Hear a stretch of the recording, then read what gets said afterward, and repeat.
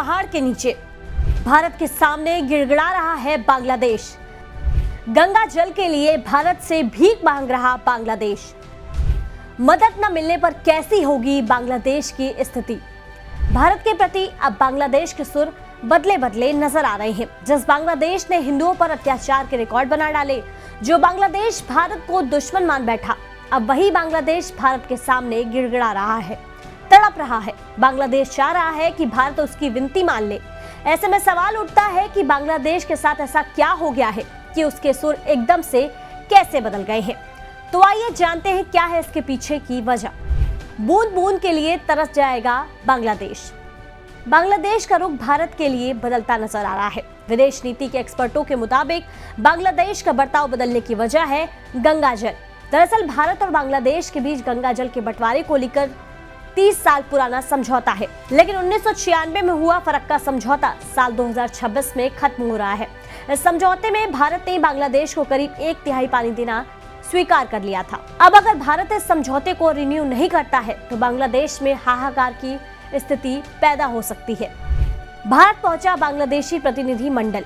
बांग्लादेश का जीवन गंगा और ब्रह्मपुत्र जैसी नदियों पर निर्भर है। इन्हीं नदियों से वहां पीने का पानी, खेती किसानी और सिंचाई के लिए पानी मिलता है और भारत से पानी समझौते पर तनाव की स्थिति बांग्लादेश में जल संकट पैदा कर सकती है।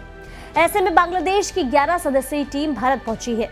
बांग्लादेश चाहता है कि भारत इस समझौते को रिन्यू करे और बांग्लादेश को गंगा जल मिलता रहे।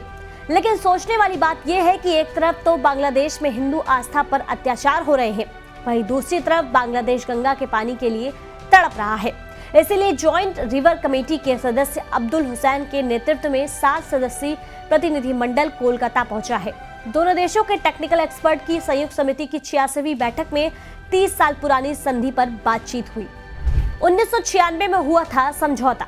भारत और बांग्लादेश के बीच सन 1996 में गंगा जल संधि हुई थी। इस संधि का मकसद दोनों देशों के बीच उस तनाव को होने से रोकना था जो पानी से जुड़ा था।